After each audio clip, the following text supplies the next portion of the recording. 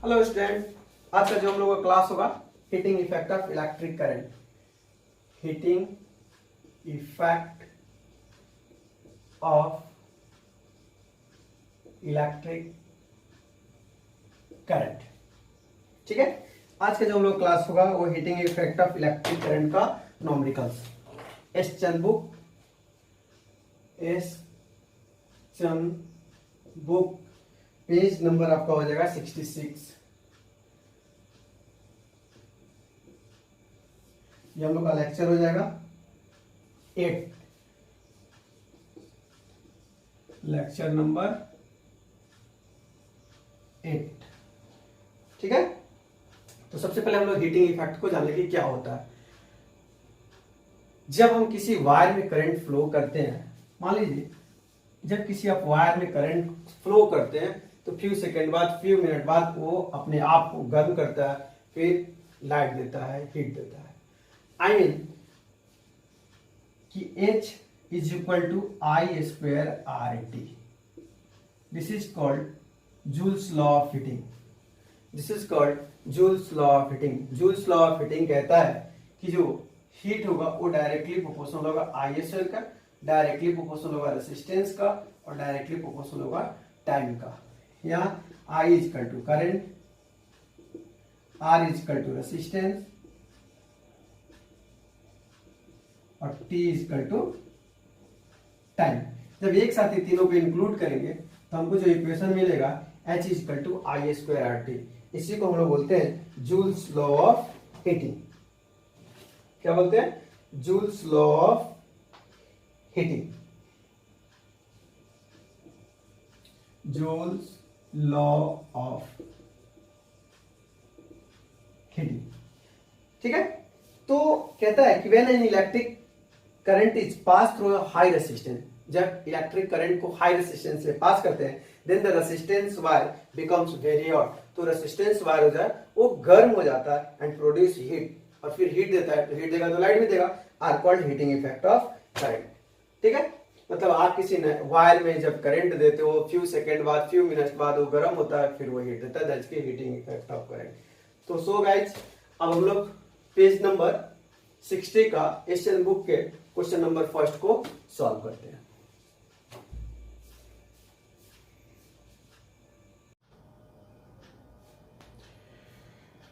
Question number first कह रहा है, how does heat produce by a current passing through a fixed resistance wire depends on magnitude of current. बताएं कि कैसे heat जो है किसी करंट पे डिपेंड करता है फिक्स रेसिस्टेंस पे। ठीक है, तो हम लोग जानते हैं, पढ़े हुए हैं कि जो हीट होता है वो डायरेक्टली प्रोपोर्शनल टू आई होता है। मतलब कि आप करंट बढ़ाओगे तो हीट बढ़ेगा, करंट घटाओगे तो हीट घटेगा। ठीक है, next question, if the current passing through a conductor is double. अगर कंडक्टर में जो करंट है वो डबल कर रहे हैं तो हीट पे क्या असर आएगा? तो फिर H डायरेक्टली प्रोपोर्शनल आए, तो क्या कह रहा है? डबल कह रहा है, आई स्क्वायर होता है, आई स्क्वायर। ठीक है, सॉरी ये होता है आई स्क्वायर। तो आई स्क्वायर हो जाएगा, तो डबल कह रहा है यानी कि 2 टाइम हो जाएगा, तो 2i का स्क्वायर। तो कितना हो जाएगा? H directly proportional 4i square, यानी कि 4 टाइम क्या करेगा? इंक्रीज करेगा, यानी कि 4 टाइम्स इंक्रीज। ठीक है, name the two effect produce by electric current. दो इफेक्ट बताना है इलेक्ट्रिक करंट का, कोई दो इफेक्ट। तो बल्ब ग्लोइंग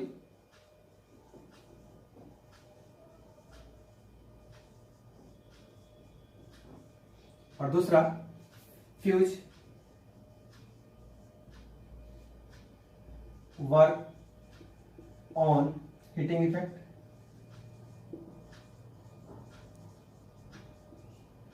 ठीक है, which effect of the current is utilised on electric bulb. किस इफेक्ट के कारण इलेक्ट्रिक बॉल जलता है? तो आंसर में होगा heating effect. Heating effect of current. फिर देखते हैं next question.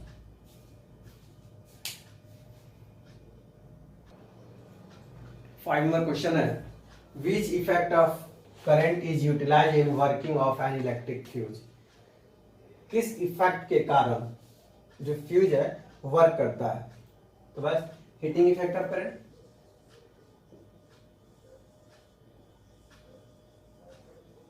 Effect of current. Next करो, name 2 device which works on the heating effect of current. 2 device का नाम बताना है जो हीटिंग इफेक्ट ऑफ करंट पे वर्क करे। बहुत सारे डिवाइस है, लिख लीजिए, fuse, bulb, water heater, etc। 2 ही लिखना था। नेक्स्ट कह रहा है, name 2 gas which are filled in filament और filament type of electric light. कह रहा है 2 गैस का नाम बताए जो फिलामेंट टाइप इलेक्ट्रिक बॉल में भरा जाता है। तो क्या हो जाएगा, रखा जाता है। तो आंसर हो जाएगा नाइट्रोजन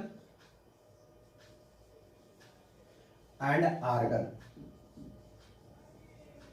ठीक है, फिर नेक्स्ट करें, explain why filament type electric ball are not power efficient. कह रहा है कि एक्सप्लेन करें जो filament type of electric ball है वो पावर एफिशिएंट नहीं है। इसका कुछ कारण है, because most of the electric power consume by filament of A ball appear as a heat and only a small amount of electric power is consumed into light। कह रहा है जो इलेक्ट्रिक वो बल्ब है वो इलेक्ट्रिक पावर कंज्यूम करेगा filament के द्वारा, ठीक है, और छोटा सा बहुत कम मात्रा में वो क्या करेगा, इलेक्ट्रिक पावर कंज्यूम करेगा और फिर वो लाइट देगा। क्योंकि कम मात्रा में अमाउंट ऑफ इलेक्ट्रिसिटी कंज्यूम करेगा फिलामेंट, ठीक है, इसी कारण, और फिर वो लाइट देगा जिससे इलेक्ट्रिसिटी कम है, बिल कम है, इसीलिए हम लोग क्या कहते हैं, उसका फिलामेंट जो होता है पतला होता है। फिर देखते हैं नेक्स्ट क्वेश्चन। क्वेश्चन है, why does the connecting cord of an electric heater not glow.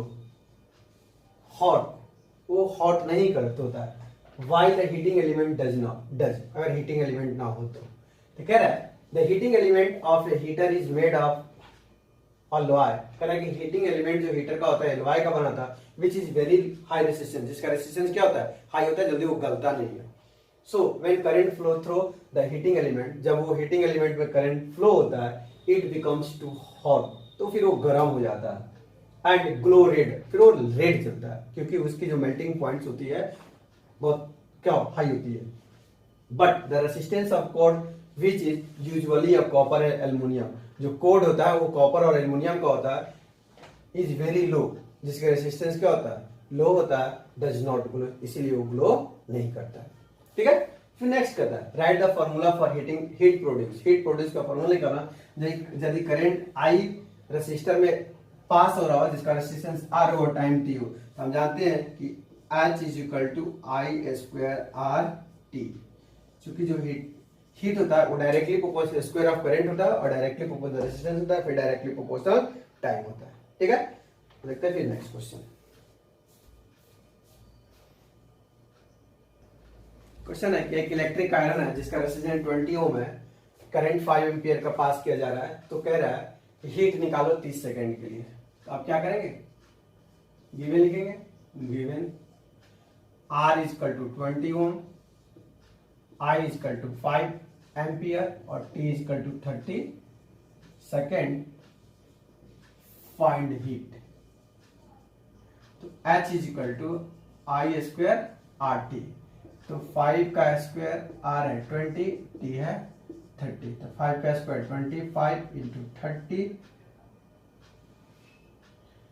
Into 20 into 30, और क्या हो जाएगा, जूल हो जाएगा।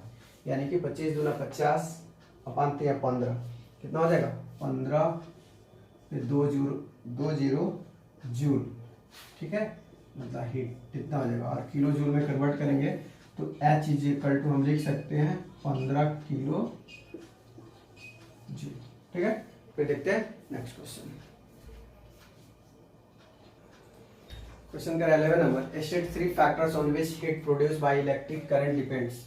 3 को फैक्टर बताना जिस पे इलेक्ट्रिक करंट डिपेंड कर रहा है और कैसे कर रहा है। तो हम जानते हैं heat produce, heat directly proportional to square of current, heat directly proportional to resistance और heat directly proportional to time. मतलब कि करंट का स्क्वायर करके बढ़ाओगे तो हीट बढ़ेगा, करंट घटाओगे तो हीट घटेगा। मतलब करंट बढ़ाओगे हीट बढ़ेगा, करंट घटाओगे हीट घटेगा।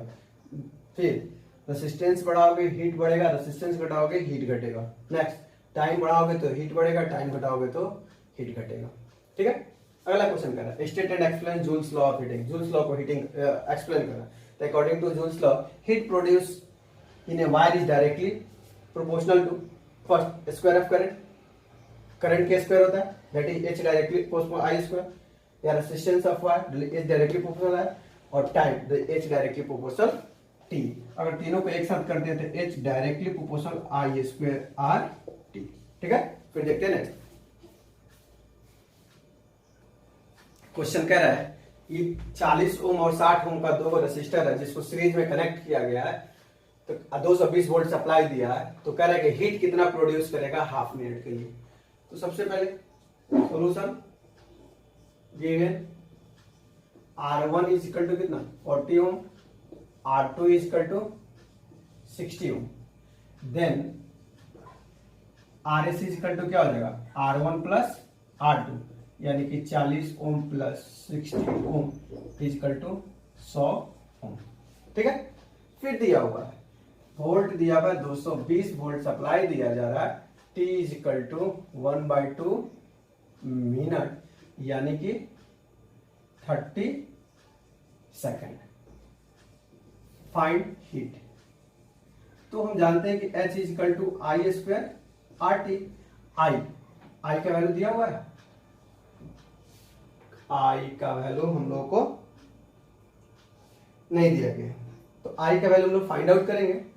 Now V is equal to I R, V आपका कितना 220, आई पता नहीं, और R हम लोग को कितना मिला 100 मिला, तो 100 तो by 100 ampere is equal to I कट गया, यानी कि 22/10 इज इक्वल टू आई। अब इस आई के वैल्यू को यहां हम पुट करेंगे तो क्या मिलेगा 22/10 का स्क्वायर, आई स्क्वायर आर कितना हो जाएगा 100, और टाइम कितना हो जाएगा 30, और सॉल्व करेंगे हम लोग तो 22 इंटू 22 बटा 10 इंटू 100 इंटू 30। ठीक है, जब हम सॉल्व करेंगे तो हम लोग को क्या मिलेगा 2 0 से 2 0 गया, 22 में आया 484 इंटू 30, यानी कि 4 3 12 के 2 हाथ में काटे का 24 1 25 2 4 3 12 13 14 14,500 फाइनल 14,520। ठीक है, फिर देखते हैं हम लोग क्या चीज next question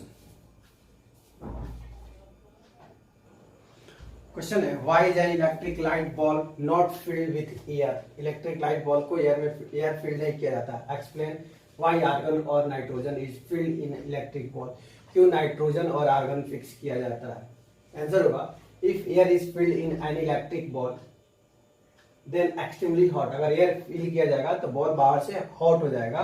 tungsten filament would burn up quickly into oxygen, और टंगस्टन जो होगा क्विकली ऑक्सीजन में बर्न करता है एयर के साथ। So electric ball is filled with chemically unreactive. तो इलेक्ट्रिक बॉल क्या हो जाएगा अनरिएक्टिव हो जाएगा गैस लाइक आर्गन और नाइट्रोजन। ठीक है, 14 नंबर क्वेश्चन का explain why tungsten is used for making the filament of electric ball. कह रहा है कि एक्सप्लेन करे कि टंगस्टन जो होता है बॉल के फिलामेंट के लिए यूज किया जाता है। Because it is high melting point, क्योंकि उसका मेल्टिंग पॉइंट हाई होता है।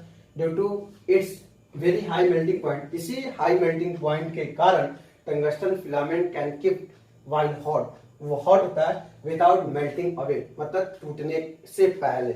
Also tungsten is high flexibility, उसका फ्लेक्सिबिलिटीपन हाई होता है एंड लो रेट होता है ऑफ इवोपरेशन का लो रेट होता है एट हाई टेम्परेचर। कितना हो टेम्परेचर देगा तो इवोपरेशन क्या होता है लो रेट होता है, इसीलिए जल्दी वो ब्रेक नहीं करता है। ठीक है, अब देखते हैं नेक्स्ट क्वेश्चन।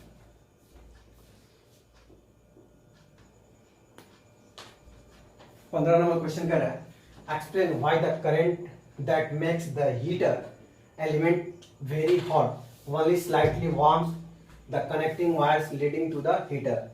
कह रहा है कि एक्सप्लेन करे करंट जब हीटर में पास किया जाता है तो वेरी हॉट हो जाता है, because they have extremely low resistance. क्योंकि इसका रेसिस्टेंस क्या होता है, लो होता है, due to which negligible heat, कम हीट के कारण, इन विच करंट पासिंग, अगर कम करंट पास किया जाए तो वो बहुत जल्दी क्या होता है, हीट हो जाएगा लो रेसिस्टेंस के कारण और ब्रेक डाउन नहीं होता है इसलिए।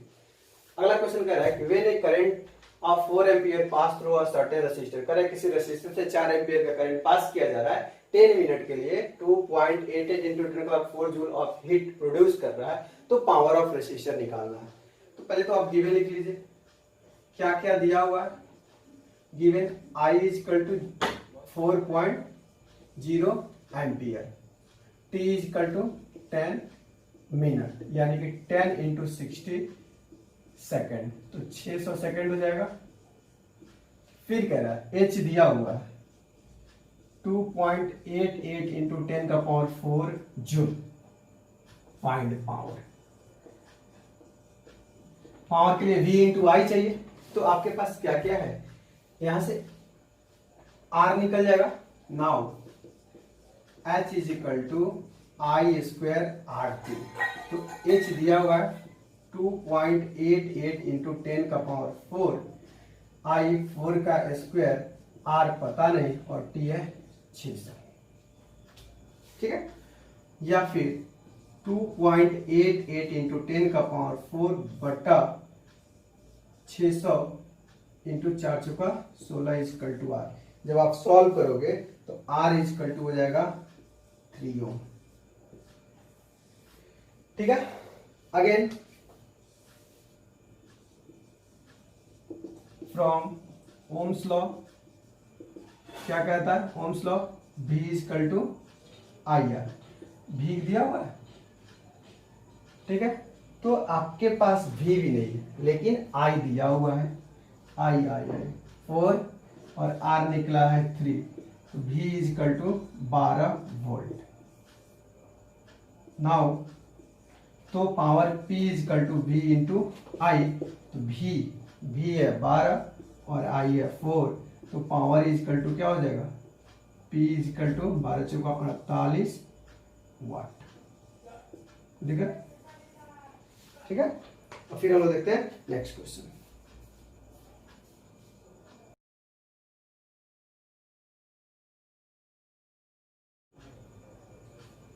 सत्रह नंबर क्वेश्चन कर रहा है, एक हीटिंग कॉइल है जिसका रेसिस्टेंस 200 ओम है, मतलब कि given R is equal to 200 ohm, at what rate, कह रहा है कि क्या हीट का रेट होगा यदि करेंट मतलब I is equal to 2.5 ampere flow किया जा रहा है, तो हीट का रेट क्या होगा ये निकालना है। Find heat, rate of heat, तो हम जानते हैं कि H is equal to I² RT होता है, ठीक है। तो हीट निकालना, रेट निकालना, तो H/T is equal to I² R, तो I का वैल्यू कितना है 2.5 का स्क्वायर और R है 200, यानी कि 2.5 इंटू 2.5, तो पॉइंट हटेगा तो 10, पॉइंट हटेगा तो 10, 200, तो 2 0 से 2 0, 625 इंटू 2 जूल पर सेकेंड, तो कितना हो जाएगा 1250, यानी कि rate is equal to 1250 joule per second, ठीक है। फिर देखते हैं हम लोग नेक्स्ट क्वेश्चन।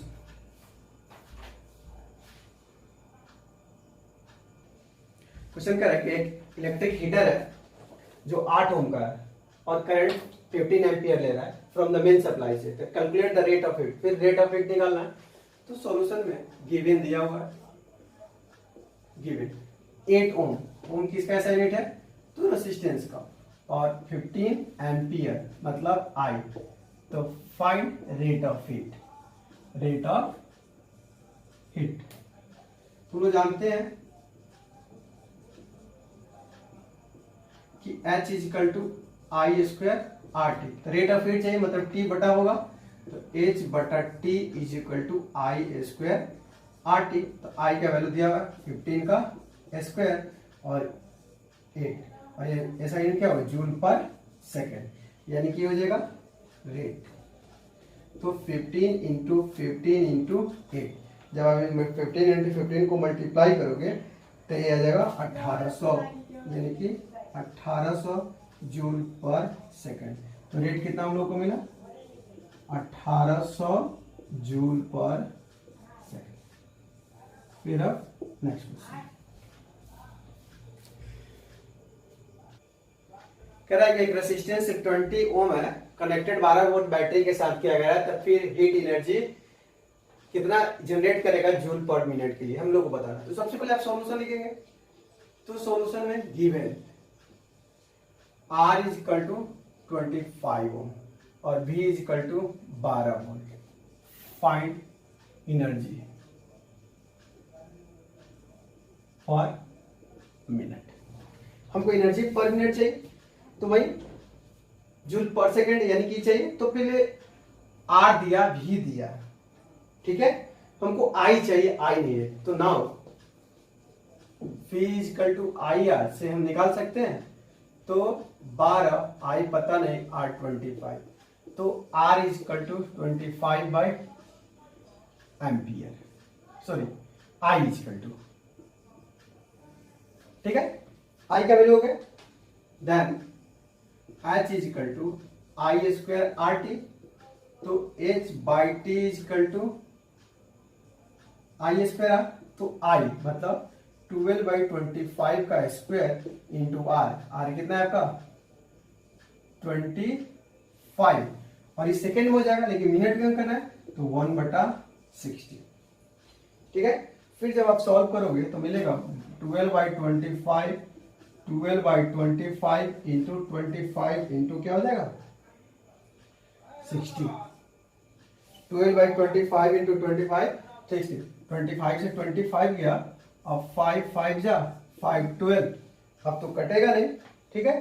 तो 144 इंटू 12/5, फिर जब आप मल्टीप्लाई करोगे तो आएगा ये 144 इंटू 2.5, यानी कि जब फिर हम कैलकुलेट करेंगे तो मिलेगा हम लोग को 144 इंटू 2.4, तो हम लोग को ये मिलेगा 345.6 जूल पर मिनट, यानी कि जो एनर्जी मिलेगा 345.6 जूल पर मिनट, ठीक है। फिर हम देखते हैं नेक्स्ट क्वेश्चन। क्वेश्चन दिया हुआ है कि 100 जूल हीट प्रोड्यूस कर रहा है पर सेकंड, एक सेकंड में 100 जूल हीट प्रोड्यूस कर रहा है 4 ओम रेसिस्टर का। तो फिर कह रहा है, तो गिवन लिखेंगे सॉल्यूशन में, given H is equal to 100 joule per second, मतलब कि by T। R is equal to दिया हुआ है 4 ohm. Find PD, find PD। तो H is equal to I square RT होता है, तो H बटा T is equal to I square R। तो H बटा T का वैल्यू दिया है 100, I नहीं दिया हुआ, इंटू R 4, यानी कि 100 बटा 25 इज इक्वल टू R कट गया 25, तो क्या मिला 25 is equal to I square, तो I is equal to 5A। तो आपको I भी मिल गया और R भी है, तो then V is equal to IR, तो I है 5 और R 4, तो 20 वोल्ट, तो V कितना मिला 20 वोल्ट, यानी कि 20 वोल्ट पोटेंशियल डिफरेंस को क्या करेगा क्रिएट करेगा, ठीक है। फिर अब देखते हैं नेक्स्ट क्वेश्चन।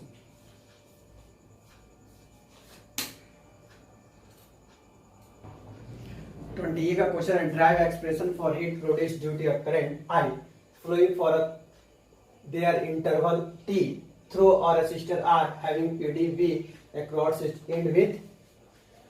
कह रहा है कि एक एक्सप्रेशन बताना है H का, ठीक है, जो आई करंट फ्लो करता है टी इंटरवल में आर रेसिस्टेंस के साथ बी पोटेंशियल डिफरेंस के साथ। तो हम जब जानते हैं कि आई स्क्वायर आर टी होता है, ये तो हम लोग पढ़े हैं कि आई स्क्वायर आर टी, तो हम आई स्क्वायर को लिख सकते हैं I into R into T लिख सकते हैं। तो फिर हम लोग पढ़े हैं I V equal to I R, तो आई आर को क्या लिख सकते हैं, वी लिख सकते हैं, तो या H is equal to I V T, I V T. ठीक है, अगला क्वेश्चन कह रहा है कि how much heat is will be instrument of 12 watt. 12 watt का एक इंस्ट्रूमेंट है, 1 मिनट के लिए 12 वोल्ट बैटरी के साथ कनेक्ट किया जा रहा है, तो कितना हीट प्रोड्यूस करेगा। तो पहले गिवन क्या है हम लोगों के पास, गिवन दिया हुआ है P is equal to 12 watt और T is equal to 1 minute, 1 minute का अर्थ है 60 सेकेंड, और V is equal to 12 volt battery के साथ। फाइंड हीट, फाइंड हीट ये निकालना, ठीक है। तो H इज इक्वल टू होता है, H इज इक्वल टू होता है आई स्क्वायर आर टी। तो सबसे पहले I हमको नहीं पता, तो I पता करने के लिए हम लोगों को क्या करना होगा, क्योंकि P is equal to V into I, तो V दिया हुआ है 12, I पता नहीं, लेकिन ये है 12 इंटू आई, तो I कितना हो जाएगा 1 एम्पियर। अब I जब हमको मिल गया, ठीक है, तो फिर आई स्क्वायर आर टी, तो R भी मिल जाना चाहिए। Again V is equal to I R, तो V है 12, I है 1 आर पर, I है 1 आर पता नहीं, तो 12 ohm is equal to R भी मिल गया। तो therefore H is equal to I square R T, तो 1 का स्क्वायर R का वैल्यू 12 और T का वैल्यू कितना हो जाएगा 60, तो जूल हो जाएगा। तो 12 छक 72, 720 जूल। तो हीट कितना क्रिएट करेगा 720 जूल। फिर देखते हैं नेक्स्ट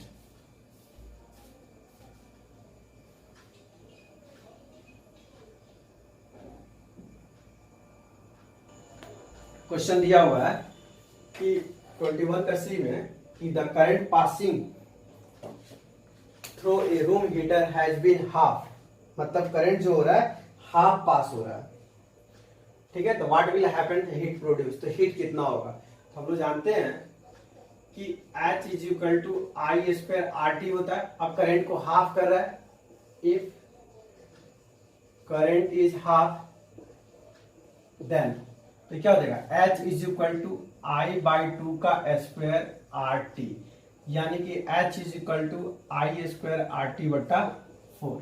तो क्या हो जाएगा, कितना टाइम्स हो जाएगा, यानी कि 1/4 टाइम्स इंक्रीज करेगा,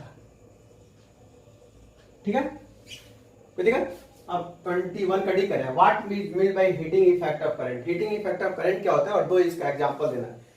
तो जब हम किसी वायर में करंट फ्लो करते हैं, कुछ देर के बाद वो वायर गर्म हो जाता है, then produce heat, this is called heating effect of current. इसी चीज को लिखता है when a current is pass through a high resistance wire.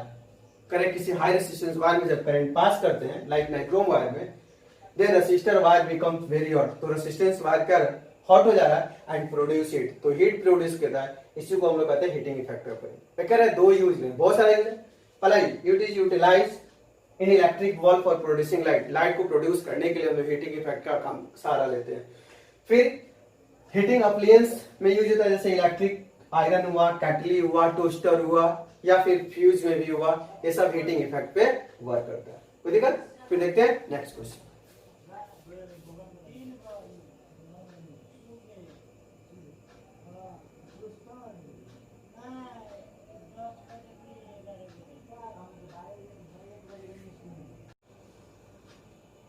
Question कह रहा है कि name the material which is use for making the filament of electric board. ऐसा मटेरियल का नाम बताए जो इलेक्ट्रिक बॉल के फिलामेंट में यूज किया जाता है। तो कौन सा मटेरियल होगा, तो टंगस्टन होगा, TUNGSTEN। 22 से ऑब्जेक्टिव है, कह रहा है the heat produce by passing an electric current through a fixed resistor is proportional to the square। तो हम लोग जानते हैं कि H is equal to I square R T, तो करंट का स्क्वायर हो जाएगा, तो magnitude of current.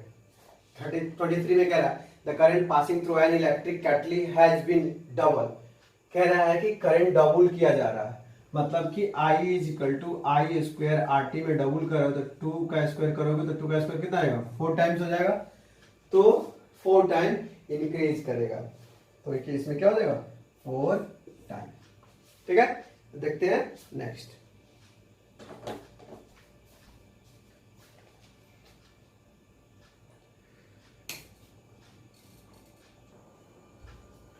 Twenty 24 number question है कि N electric fuse work on, electric fuse किस पे वर्क करता है, तो हीटिंग इफेक्ट ऑफ करंट पे, तो क्या ऑप्शन होगा डी, मतलब हीटिंग इफेक्ट ऑफ करंट। ठीक है, 25 number the element of electrical heating device are usually made, जो हीटिंग डिवाइस है वो किस चीज का बना हुआ होता है। ठीक है, तो हीटिंग डिवाइस हम लोग का नाइक्रोम का बना हुआ था। ठीक है, तो नाइक्रोम यानी कि सी। फिर क्या the heat produce in a wire of resistance X, मतलब कि H इज इक्वल टू होता है आई स्क्वायर आर टी, तो रेसिस्टेंस दिया है x, तो r की जगह लिखेंगे x, करंट y तो y स्क्वायर, और टाइम z तो z, मतलब H is equal to Y square X Z, तो यह है वाई स्क्वायर एक्स जेड। ठीक है, यानी क्या हो जाएगा, ऑप्शन हो जाएगा बी। फिर क्या है which of the following characteristics is not suitable for a fuse wire, fuse wire के लिए कौन सा सुटेबल नहीं है, तो हायर रेसिस्टेंस होता है रेस्ट वायरिंग का, लो मेल्टिंग पॉइंट होता है, थिन और शॉर्ट होता है, तो थिक और शॉर्ट, क्या ऑप्शन होगा, ऑप्शन बी सही नहीं है। ठीक है, अब देखते हैं हम लोग नेक्स्ट क्वेश्चन।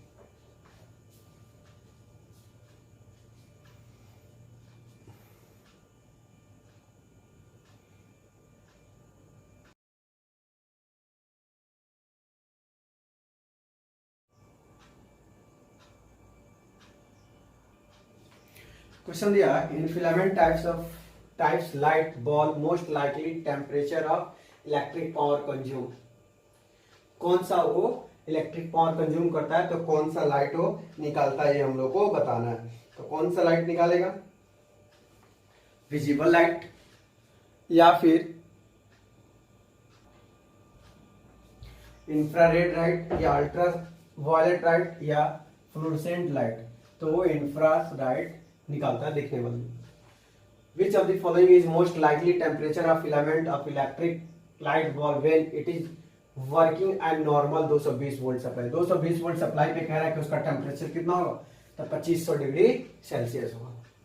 30 में कह रहा है कि the current flowing through a fix resistor is half, अगर रेसिस्टर को हाफ किया जा रहा है, करंट को हाफ किया जा रहा है, तो कह रहा है कि हीट प्रोड्यूस करेगा, तो H is equal to I square R T, तो क्या हो जाएगा 1/4 टाइम, तो कितना होगा 1/4 होगा, यानी कि C option.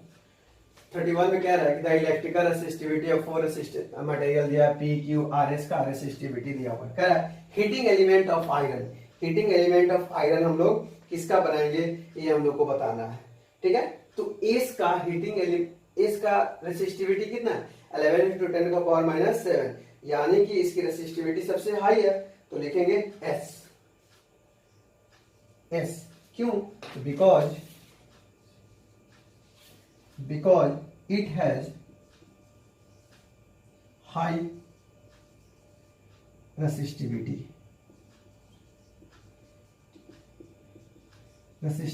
of 11.0 into 10⁻⁷ ohm meter. ठीक है, ये तो उसका ए था। अब हम लोग देखते हैं इसका बी और सी।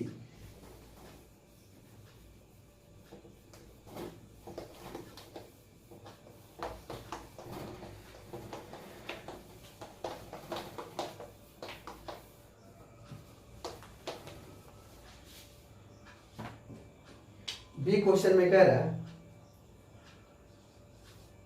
Connecting wires of electric iron, कह रहा है कि connecting wire of electric iron किसका बनाएंगे, तो क्यू का बनाएंगे। आंसर में क्या लिखेंगे Q, because it has very low resistivity,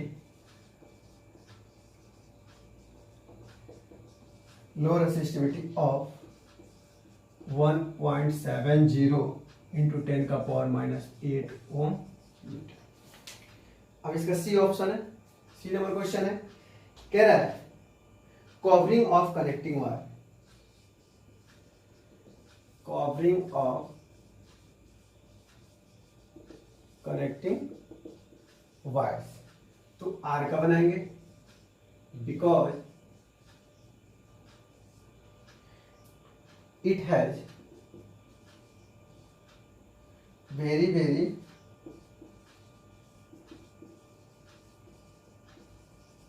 high resistivity।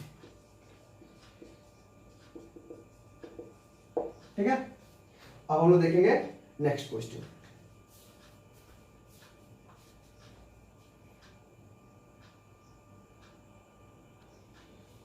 Question दिया है 32 का ए में कि how does the wire in the filament of light bulb behave differently to the other wire in the circuit when the current flow। कह रहा है कि filament other circuit में जोड़ा जाएगा तो कैसे डिफरेंट बिहेव करेगा ये बताना है।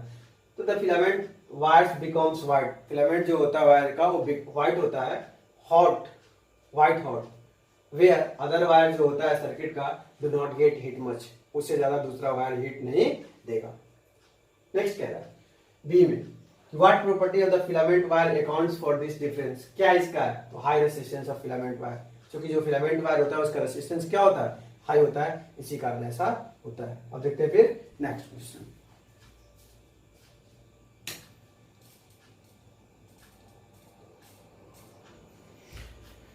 Question, two exactly similar heating resistance are connected in series, दो सिमिलर हीटिंग रेसिस्टेंस है, एक बार सीरीज में कनेक्ट किया जा रहा है, एक को सीरीज में कनेक्ट किया जा रहा है, एक को पैरेलल में, इन टू डिफरेंट सर्किट, दोनों अलग अलग सर्किट है, 1 by 1 if same current is pass through, दोनों में सेम करंट पास किया जा रहा है, तो कह रहा है both condition is more heat obtain पर मिनट, दोनों कॉम्बिनेशन है बहुत अधिक हीट क्रिएट कर रहा है 1 मिनट में, when they are connected in series और when they are connected in parallel. तो कह रहा है किस में कनेक्ट करेंगे मोर हीट कनेक्ट करने के लिए, पैरेलल में या फिर सीरीज में? तो हम किस में कनेक्ट करेंगे?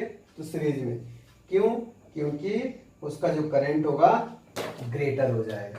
ठीक है, करंट इन सीरीज, ठीक है, सीरीज में करंट ग्रेटर होगा, इसलिए हीटिंग हीट जो होगा वो क्या हो जाएगा? ग्रेटर हो जाएगा। ठीक है, पैरेलल में करंट कम हो जाता है। अब देखते हैं 34 नंबर क्वेश्चन।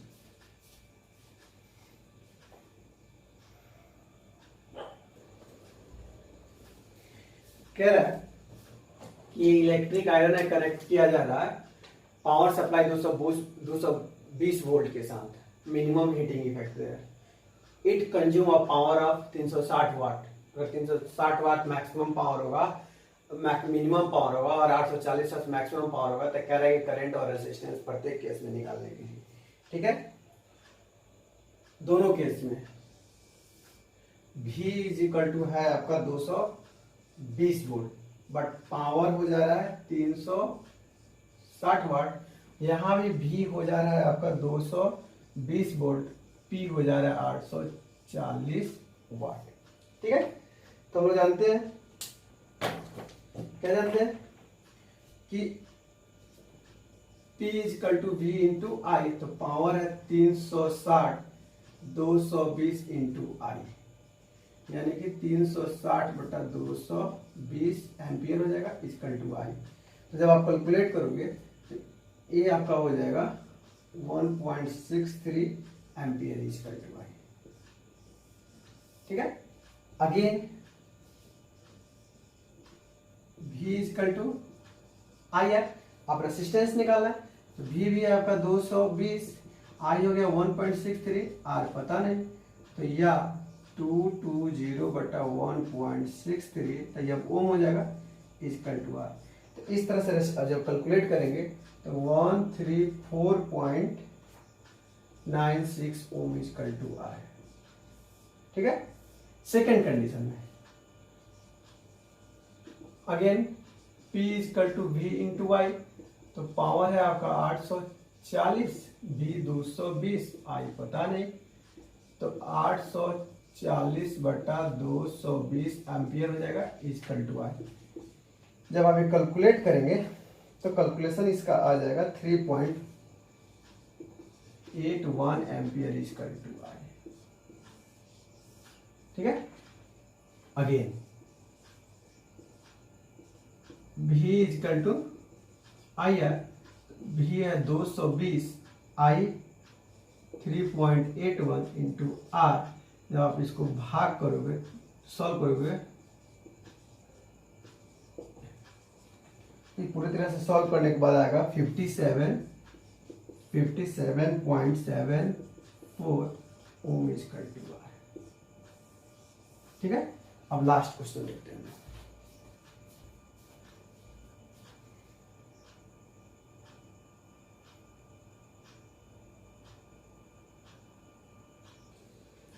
लास्ट क्वेश्चन है, where electric heating device in your Holmes.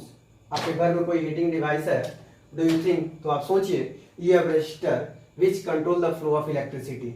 अगर उसका इलेक्ट्रिसिटी फ्लो होगा तो क्या हो जाएगा, ये भी कौन कौन ऐसा डिवाइस वर्क करेगा। तो सबसे पहले इलेक्ट्रिक आयरन हीटिंग डिवाइस पे होता है, ओवन होता है हीटिंग डिवाइस पे, हीटर होता है, गीजर होता है,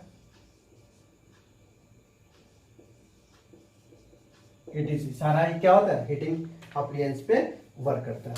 ठीक है, तो अभी तक हमने इलेक्ट्रिसिटी के सारे न्यूमेरिकल्स को एक एक करके सॉल्व किया। ठीक है, अगले क्लास में हम लोग मिलेंगे अब एस चंद के न्यूमेरिकल्स के साथ। एस चंद में जो सेकंड चैप्टर है magnetic effect of electric current, उसके अब न्यूमेरिकल्स को पहले एक बार थ्योरी को रिवीजन करेंगे, फिर न्यूमेरिकल्स को बारी बारी से सोल्व करेंगे।